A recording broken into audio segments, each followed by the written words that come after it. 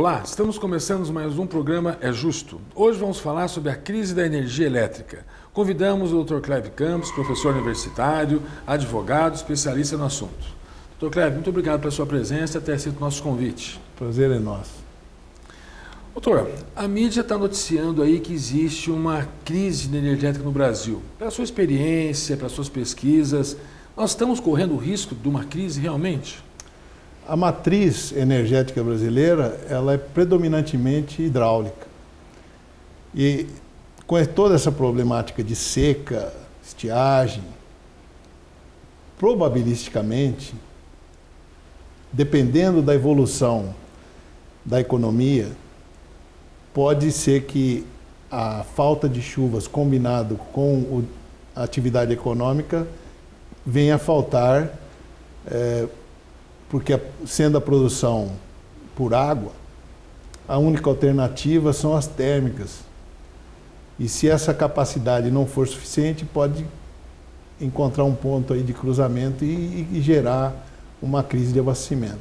Não tem como o governo ter precavido essa ausência de chuva? Existe algo que poderia ter sido feito ou não? Na época do regime militar, todas as hidroelétricas eram feitas com reservatórios. Atualmente, devido à problemática de licenciamento ambiental, elas são construídas num modelo que se chama fio d'água. Não tem uma represa com um nível muito alto para diminuir a área alagada. Então, isso faz com que não haja uma reservação muito alta, e aí fica-se muito à mercê da precipitação de chuva. E também tem que chover no lugar certo também, né? Sim.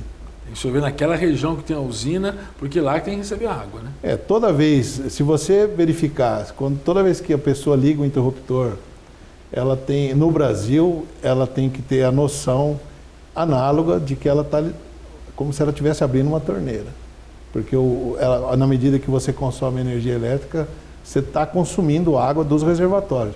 E aí toda a notícia de São Paulo, esses reservatórios, com estiagem, o consumo também aumenta nas cidades. Então está bem problemático o quadro. Agora, se vai ter ou não, depende de uma condição de probabilidade. A probabilidade era de 15%, recentemente disseram em 18%. Porque quando começa o período de seca, o reservatório continua fornecendo energia, então ele vai caindo porque ele não tem abastecimento. Então, não tem um retorno. É como se fosse uma curva dente de serra, né? Ela começa na seca cheia e ao final, e a chuva, como faltou na época própria, não abasteceu esses reservatórios. Então é lógico que hoje nós temos uma interligação de sistema maior do que antes. Então o sistema norte, sul, são todos interligados por linhas de transmissão, né? Agora, depende muito dessa evolução da economia com o consumo. E muitos alegam que há um ano atrás foi feita uma redução no preço, muitos alegam que isso gerou um aumento de consumo pela diminuição do preço. É que isso eu lhe perguntar, o que deve o aumento da energia para o consumidor? Qual que é a razão desse aumento, então? Ou o porquê desse aumento, né? A energia é um insumo que não tem estocagem.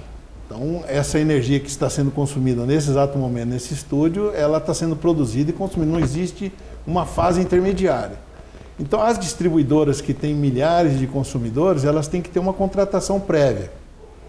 Já a produção, ela pode sofrer tanto acréscimo como decréscimo. A diferença entre aquilo que está contratado e o que ocorreu de maneira aleatória, que chama-se de mercado spot, ele pode ter um preço livre. E é esse preço que chega hoje a quase R$800, quando na verdade deveria estar na faixa de 100 e para o consumidor residencial é na faixa de 300 e tal.